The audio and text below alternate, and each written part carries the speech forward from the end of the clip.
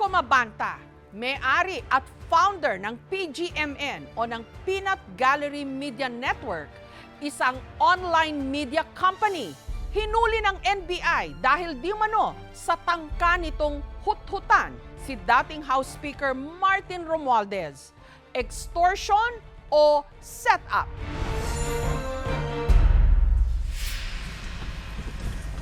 I-adjust mo nga ng konti. Ay, magbelo ka. Magbelo ka. Sa unang tingin, parang wala namang kakaiba sa videong ito na kuha mula sa loob ng isang sasakyan. Sa kabila, sir. Ang tinututukan ng kamera, mga lalaking may daladalang mga maleta. Sino sa loob? Sino? Ang maleta at ang mga may hawak nito ang siya palang pakay ng mga nasa sasakyan na mga operatiba ng NBI o ng National Bureau of Investigation. Ay, wala. Isa raw kasi itong entrapment operation.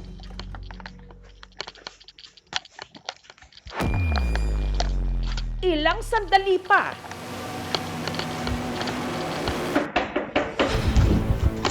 Good. Everyone inside. Face the wall. Everyone face the wall. Hands on the wall. Hands on the wall.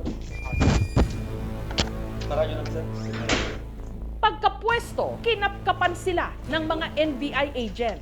So, this is an entrapment operation. Sa likurang bahagi ng kwarto, naroon ang 3 maleta na may lamang pera. Positive yung maleta. Ang mga inaresto, mga nangingikil diumano ng 300 million pesos kay dating House Speaker Martin Romualdez. At ang mga inaresto nila, mga tauhan diumano ng PGMN o ng Peanut Gallery Media Network. Laking gulat din daw ng mga tiga-NBI na naroon din ang founder at may-ari mismo ng PGMN, si Franco Mabanta. Pagbukas ng 3 maleta at ng isang duffel bag, tumambad ang bugkos-bugkos na pera. Suma total, 75 million pesos na ayon sa NBI, marked money at meron ding fake. Giit ng kampo ni Romualdez, sinubukan daw itong kikilan ni Mabanta ng 350 million pesos na natawaran at naging 300 million kapalit ng hindi raw pagsasapubliko ng PGMN ng video expose na di umano maglalantad ng partisipasyon ni Romualdez sa maanumalyang flood control projects. Nope, it's not true. We didn't extort anybody, and then no more comment after that. Pero giit ni Mabanta, hindi ito entrapment, kundi set up. We're innocent. Once we're in the proper forum, we're going to discuss it. Tanong ngayon ng taong bayan, nasaan na ang di umano'y video na punot dulo ng kaguluhang ito? So nasaan na? Tagal? Release it. Expose ba ito Hands on the wall. Hands on the wall. o extortion?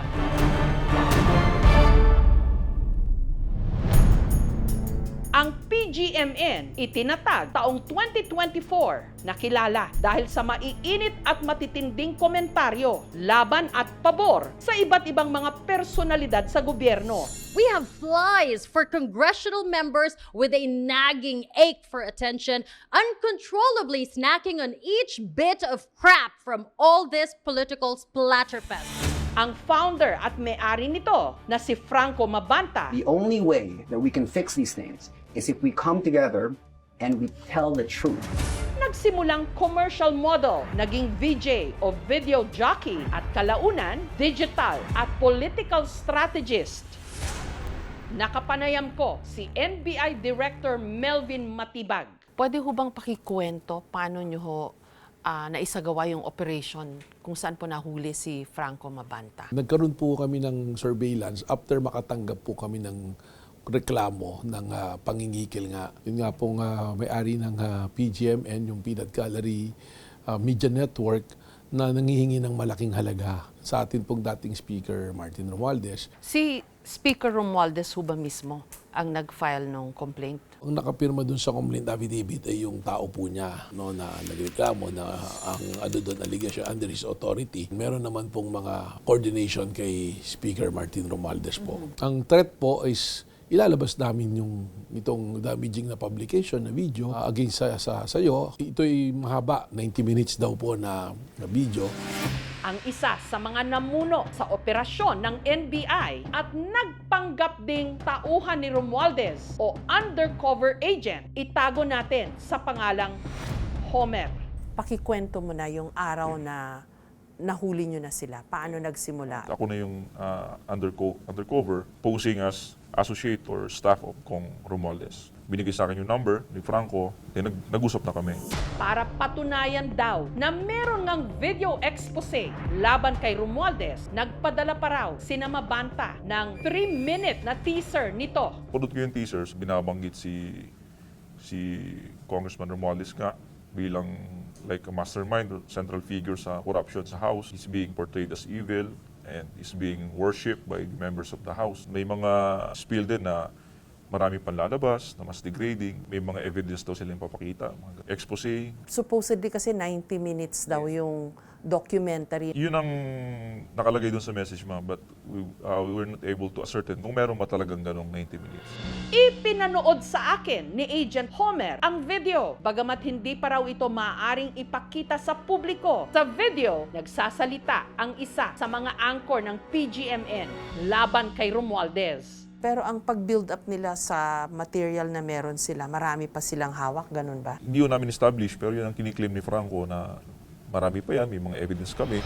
2 linggo raw nagtagal ang pakikipag-ugnayan ni Mabanta at ng kanyang grupo sa kampo ni Romualdez, pati na sa undercover agent ng NBI na si Homer. Ang naging kasunduan doon po sa delivery ay 4 na tranches. Yung first tranche po na 75 million ay yun nga dapat by May 5 ma-deliver na. Sinabi ni Franco na, okay, we will meet Makati. Kaya nung tinanong ko siya, sir, kailan niyo ba planong ilabas to? Hindi mo bibigyan yung 75 million, lalabas na namin ngayong araw. May ganun. Tinanong ko pa siya, sabi ko, sir, may control ba kayo dun sa video? Baka mamaya bigay namin, tapos ilabas pa din ng mga tao. Hindi, I assure you, I have the control. And inano niya rin na siya nga yung may-ari ng company.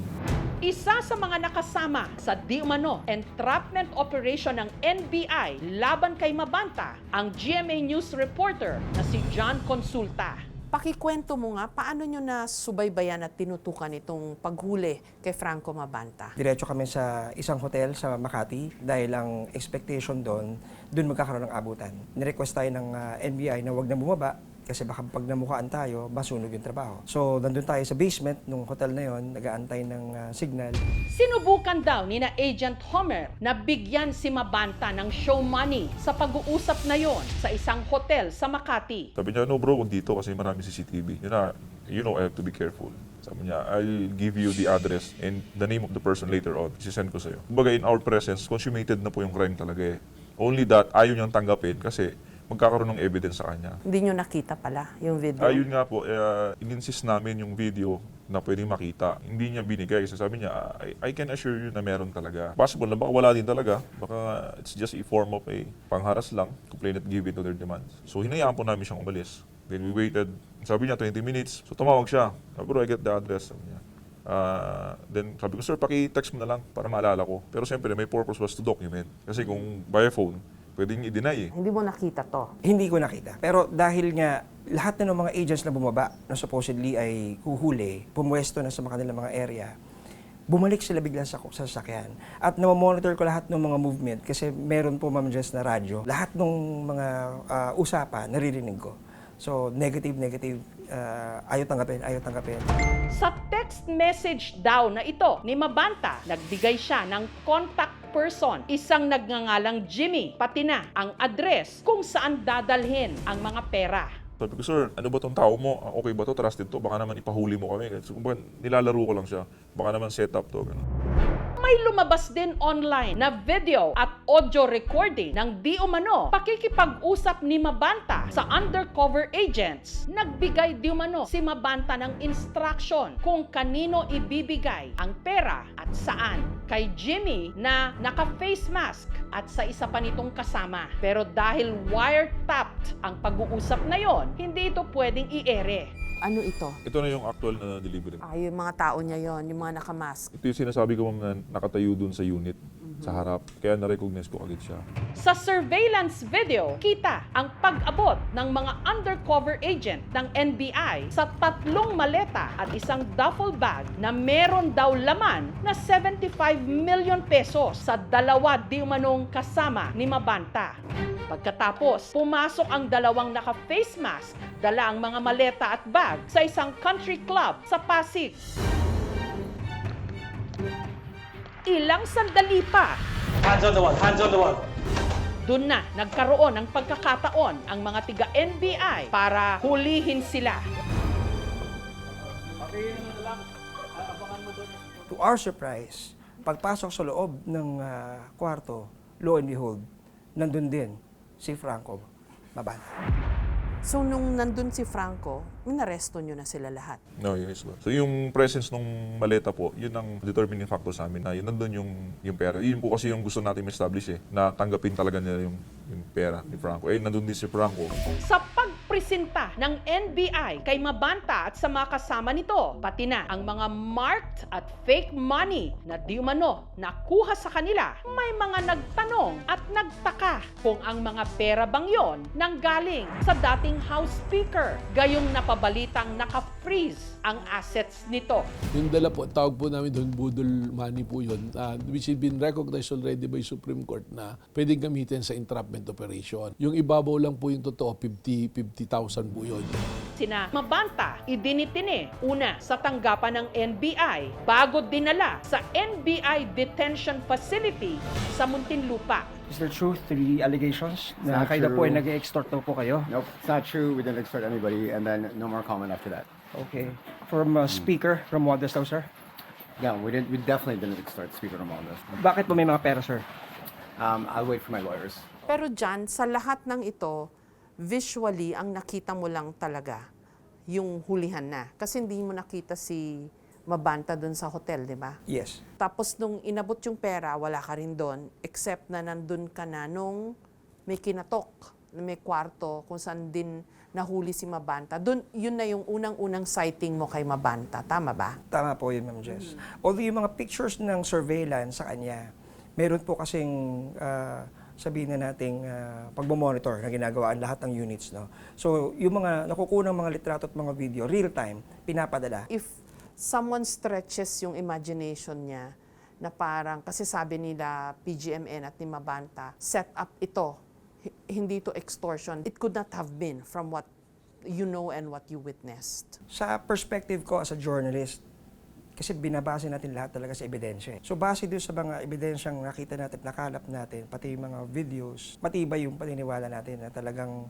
ito ay inoperate ng NBI base doon sa kanilang limited na mga resources, pati yung mga impormasyon. Dahil lahat lang sila, sumusunod sila doon sa instruction na binibigay ni Mabanta. Isa pa sa mga mainit na pinag-usapan kung kaninong kampo ba napabilang si Mabanta. Ito po ay mismong pinost ni Franco Mabanta. Baka ito po ang itanong nyo kung ano po ang relasyon niya sa mga Duterte. Hindi po siya kaibigan ng Pangulo. Pero online, mabilis din lumabas ang mga video at litrato na kasama nito si Pangulong Bongbong Marcos, pati na ang kanyang pamilya. Nagsilbi rin pala si Mabanta na Chief Social Media Director ni BBM nung tumakbo ito sa pagka-Vice Presidente. Wala naman nagdi-deny na naging social media director ng Pangulo itong si Franco Mabanta. We're talking of now. Challenge ko rin, bigyan niya ako ng larawan na magkasama si Franco Mabanta at ang Pangulong Marcos Jr. Sa post na ito ni Mabanta taong 2018, nagpasalamat pa siya sa mga Marcos sa di umano birthday surprise para sa kanya. You guys are sneaky. Sa post naman ni Mabanta sa kanyang Facebook account sa pareho ring taon, ikwinento niya na nakitulog daw sa kanya si Baste Duterte. Pero noong 2024, kung kailan naghiwalay din ang unit team ni BBM at ni Sara Duterte, nagsimula at umingay online ang PGMN o ang Peanut Gallery Media Network. We're not Nepo babies and we're not sugar babies. Joke lang. We don't have suitcases filled with cash. Sa lahat ng ito, may mga tanong kung ang pag-aresto kay Mabanta may halong politika. Lalo't sinundan nito ang pagsampa ng kasong human trafficking ng NBI din laban sa pamilya ni dating Congressman Mike Defensor. Pati na ang pag-aresto sa dating broadcast journalist at kilala ring supporter ng mga Duterte na si Jay Sonsa. Yung iba ho, may nakikitang political aspect ko dito sa nangyaring ito. Kasi previously, ni-raid nyo ho yung kay Mike Defensor na may Chicago connection ATV po. siyang hotel. And then si Jay Sonsa. And then ngayon naman po itong si Mabanta. It's a very unfair accusation po or allegation sa mga taga-NBI. Yung kay Mike Defensor naman po, inaakusan niya ng pupolitika pero wala po kami magawa dahil yung po mismong pangyayari ay itinuturo po yung kanyang asawa at anak na may kinalaman po. Yung kay Jay Sonsa, dumating po ako rito, nakapile na nakaso yan noon pa po. Nagkataon lang ho. Lumabas po yung warrant. RTC naman po yung naglabas noon. So susundin lang po natin. Bago rin ang pag-aresto kay Mabanta, inireklamo ni Terry Ridon ng Bicol Saro Party List ang PGMN. Dapat daw itong maimbestigahan sa pagpapakalat di umano ng disinformation o fake news tungkol sa pagtaas ng singil ng kuryente. So far po yung mga narinig ko pong conversation dun sa mga video, pwede nilang sabihin, no, yung kampo po ni Mabanta na wala naman explicit na nanghihingi ako ng pera o nanghuhut-hut ako. May iba pa ho ba kayong pinanghahawakan na mas concrete na mga ebidensya that would really be hard for him to deny na he was extorting money? Ang claim po ng Peanut Gallery Media Network is sila, nandiyan sila to seek truth, naglalabas sila para masabi yung mga katotohanan. Ngayon, kung nagawa na po ng matagal yun, bakit hindi lumalabas, hindi inilabas? So ang nakikita po na dinidevelop na theory na isa rito, ginawa ito talaga, kung meron talaga, is for purposes of extorting money. Kasi Pero may klaro po sa mga meron po ebidensya talagang niya na- claim, pero yun na pong pagdi-deliver nun, yung actual na pagkuha nun, those are all direct po na ebidensya na talagang hihingi po siya ng pera. Ang kasong kinakaharap ngayon ni Mabanta, robbery with intimidation dahil sa extortion in relation to Cybercrime Act. Bakit ho napunta siya sa cybercrime? Pag tinignan niyo po yung revised penal code, there's no such thing na crime of extortion or pangingikil. Kaya po, pupapasok po yun sa robbery with intimidation. Pero dahil gamit po yung modern technology na ganyan, ang nakalagay doon in relation to Republic Act 10175, yung Anti-Cybercrime Law of 2012. May 5, Martes, na aresto si Mabanta. Kinabukasan, May 6 siya na inquest. May 7, Huwebes, dinala na siya sa NBI jail sa Muntinlupa. Any comment lang po, sir? We're innocent. Pero yung sa pera po, ano pong ano niya doon? Once we're in the proper forum, we're going to discuss it. 100,000%. Once you know the whole story, you'll agree also. When will we know, sir? Well, definitely not in the corridor. But the video, sir, when you intend to release it? It depends. Bukod kay Mabanta at sa 4 niyang kasamang naaresto, Philippine politics is historically disappointing. ipatatawag din daw ng NBI ang PGMN anchor na si CJ Hero na nasa video teaser para sa sinabing video expose laban kay Romualdez. Considering nga ho na social media platform, yung PGMN, may liability ho ba yung the whole company or is it just a personal liability? Sa ngayon po, yung 5, yun yung malinaw yung liability base sa krimen po na isinampa namin. Pero sabi ko nga po, titingnan pa natin yung kanyang mga gadgets at imbestigahan pa po ng mas malalim. Pag may nakita po kami na may participation pa dito sa nangyaring krimen at kung may iba pang related crimes na nagawa, we will also file separate charges po. Si CJ Hero, nasama siya ron sa complaint, but initially ngayon, hindi namin siya in-include because we will be subjecting her to investigation po muna. So magkapadala po kami ng subpoena sa kanya para magpaliwanag po siya. Naglabas din ng pahayag si Franco Mabanta sa pamamagitan ng isang post sa Facebook page ng PGMN. Mariin nilang itinanggi ang extortion.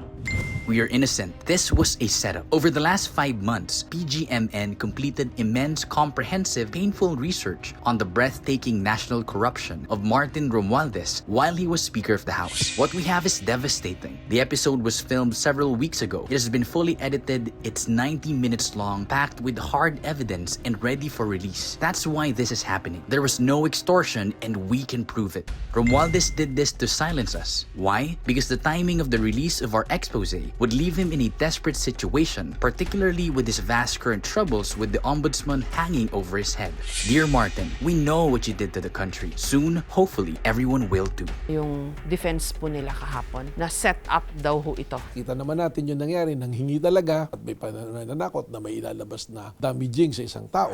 Sa NBI, nakausap ko ang isa sa mga abogado ni Mabanta. What I can only say is that we're very confident of our case. From the inquest last night, we feel very relieved and that the complaint actually is quite weak. He says that it's a setup, hindi extortion. Oh, it's not extortion. It's not extortion at all. CJ Hero, one of our anchors, has been lambasted. There's so much fake news going on that she's one of the respondents now, but that is not true. It's not in the official papers. She was not in the inquest last night. We will file the proper charges for anyone who has been posting libelous and fake news about her. May nakita ko kasi akong video niya. Pinakita nung isa sa mga operating agents of CJ Hero speaking on cam. Ano masasabi niyo ho doon? That's included in our defense, no? So I won't comment on that. So what I can just say that this video that the people are clamoring for will be released in the proper time. Nito lang Biyernes, naghain na ng sabina ang NBI para kay CJ Hero. Sinubukan naming kuhanan ng pahayag si CJ Hero pero wala siyang tugon habang ginagawa ang ulat na ito. Do you maintain that there's such a video? Ano pong side I niya won't doon? comment on that. Any chance na ma-interview po namin siya? No, sorry, I won't allow it. But it's very soon, they will share their story. PGMN is twisting the narrative. Representative Ferdinand Martin Romualdez only did what any other person exposed to the same circumstance would do. He reported it to the proper authorities, and the NBI acted on that report pursuant to its mandate under the law. Ayon kay UP Journalism Professor Danilo Araw, ang ginagawa ng PGMN hindi maituturing na journalism.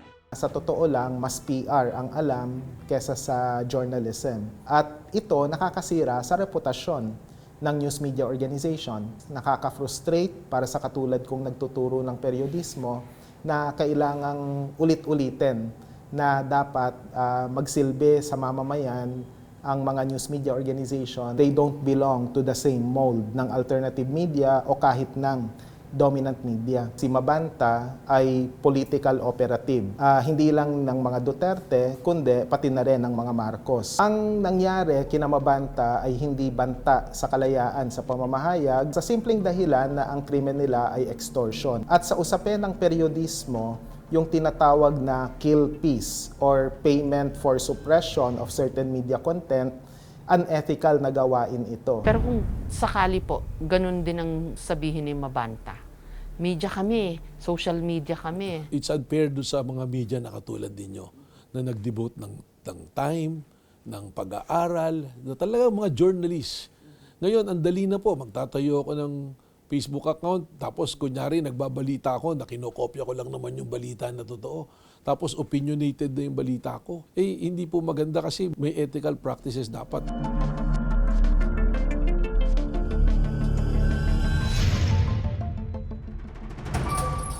Nitong Sabado ng hapon, matapos makapagpiyansa ng tig 120,000 pesos at naglabas ng release order ang Pasig RTC Branch 167, si Franco Mabanta at ang 4 pa niyang mga kasama pansamantalang nakalaya. Wala pang buong panayam ang media kay Mabanta sa mga tanong. Sa ngayon, inaantabayan na ng marami ang sinabi ni Mabanta na video expose ng PGMN laban kay Romualdez. Marami nang naikwento ang mga maleta mula sa mga maanumalyang flood control projects at iba pang mga proyekto ng gobyerno Hanggang sa ngayoy tangkad di umanong pangingikil. Sana ang susunod ng mabubuksan o destinasyon ng mga ito, katotohanan at pawang katotohanan lang.